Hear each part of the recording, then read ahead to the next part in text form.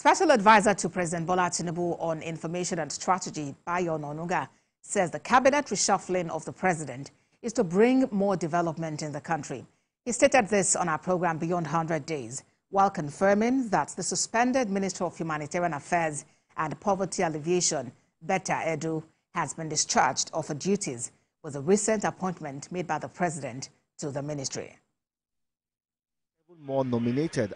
Some Nigerians have been blaming the president for whatever downturn the country faces, and he too has been putting pressure on his ministers to perform.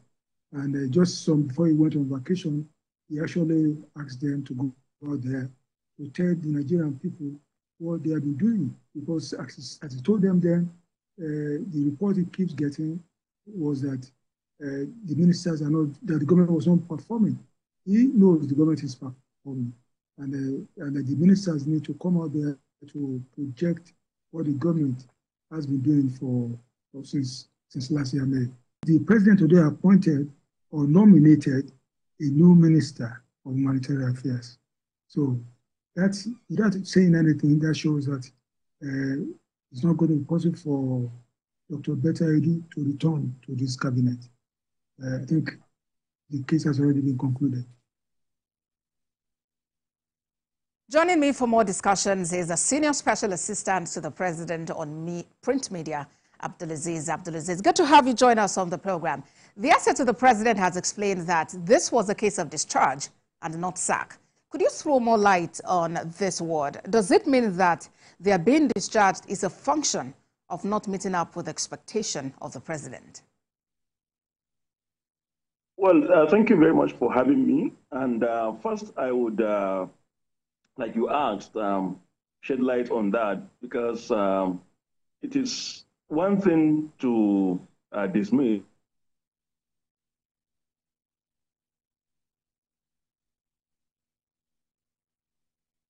Mr. Abdulaziz, they're reacting to the rejigging of the cabinet by the president. We also have as guests a former member of the House of Representatives, Cletus Obom, who joins us from our Abuja studios. Mr. Obom, these 5 sacked ministers, were you shocked? Did they deserve it? Well, for me, it is too little, a bit late, because if you remember, very early, we had made a point that some of these ministers did not participate in the campaigns that brought this president in, and therefore they were not part of the dream and the vision with which the president came in, and therefore they were laid back and they were lackadaisical and completely out of place in their placements. Their replacements are not even anything to cheer about.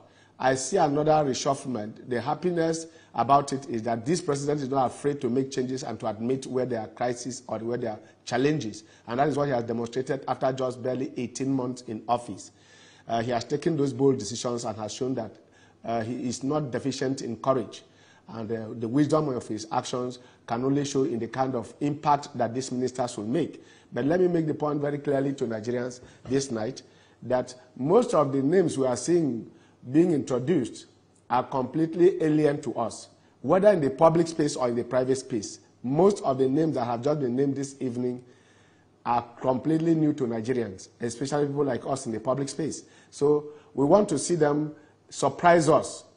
We will be surprised. The only surprise we'll have is their performance. Otherwise, we're expecting not much at all, because we have very little knowledge of what they have been and what we are doing before now. And so we have to go now and start doing Google and trying to do research on who these people are, whereas we know that they are public figures, they are people who have been in this public space. Whether they are in the political party or not, once they can perform, Nigerians want to see performance. Nigerians want to see performance, not just names. I hear you. Let's get the view of Mr. Abdulaziz now. Earlier, you were speaking to the fact that the SA said this is a case of discharge and not sack. So does it mean that, it's a function of them not meeting up with expectations? Quickly land on that thought. Yeah, so what I'm saying is that, it is only right for government to retool from time to time, to retool the levers of governance. And it may not necessarily mean vote of no confidence in whoever is affected by some of these changes. But it is just the quest for optimal performance to ensure that appointees deliver, to ensure that people are placed correctly, because there are a number of issues. Well, let's quickly return to Mr. Obum now. Do you support the scrapping of the Ministry of Sports, for instance? I do not. I thought they were going to merge it to the Ministry of Sport and Youth Development as it was before, but not mentioning it again at all is surprising and shocking to me. I'm expecting that the president is going to do something about that, because sports cannot just go under a commission and then you say you are running sports from a commission. There should be a substantive minister of sport, because sport is too important. That is where majority of the youth segment participates. So that is a shocker to me. And the minister being moved to be Minister of State elsewhere, I mean, a man like Senator John Owaneno, fine and good, to head industry. He's an academic. He's been a parliamentarian. So I think he fits anywhere, anytime, any day. But essentially, let me make this point about the ministries and the measures and the scrappings. The Niger Delta Ministry, I will have the minister to say, to further exemplify the fact that what the Northeast Development Commission is, Northwest Development Commission is, and NDDC and others will only follow the pattern. All they have to do is to merge it and supervise it centrally rather than scrapping it. So no Niger Delta person should come out protesting that NDDC or other such agencies under the Niger Delta Development Commission or the Ministry of Niger Delta have been submerged or scrapped. On the contrary, they have been fortified, and I think that is where we are. But the measures and the scrappings, as far as I'm concerned, most of them are good enough, but others, some ministers are still sitting there that have no business in this cabinet. And we want to see the president do the final clean-up. But this political herbicide that has been poured on us is a bit more assuring and more confident building, because it shows that the president is listening to the public and listening to the masses, as he has shown from time to time on a number of issues that he has to take up against even his own wish, against his own pronouncements. When the public speaks, this president listens. So I think this one is one first step, but we want to see more of a deep surgery to take away most of the cancerous ministers that are still staying in office. Mr. Abdulaziz, a lot of Nigerians had actually waited for the reshuffling of this cabinet. And what do we now expect to see with these new appointees and nominees? How strategic are their positions to put food on people's table? Well, I think one very important thing is that the president has demonstrated that he is not afraid to wield the big stick in the national interest. As I was saying earlier, a number of those who were affected by this reshuffling are people who were quite close to the president, who were his associates politically, who had come a long way with him. But when it comes to what is in the best interest of the country, the president is not unwilling, is not afraid to act. And I think that this will now send a very big signal to everybody in the government, not only ministers, but everyone else, that the president means business and that the president expects optimum performance, and he will not rest for anything that is lower than that. And therefore, going forward, Nigerians should expect a more vigorous Federal Executive Council, more up and doing ministers, and a better focus. As you have seen, there are also changes in the ministries and all that. All those are meant to really align government priorities with the appointments and also the bureaucracy. And moving forward from here, I'm sure that Nigerians would see something that's, it's like a rejuvenation of the entire cabinet. All right. And it's like a catalyst that would give way for greater performance. All right. And nothing else. All right, Mr. Abdulaziz. But there have been growing calls for a cut in the cost of governance. But now 5 ministers have been sacked and 7 new ones have been nominated. it doesn't seem to tally. What do you say about this imbalance, if you may put it that way?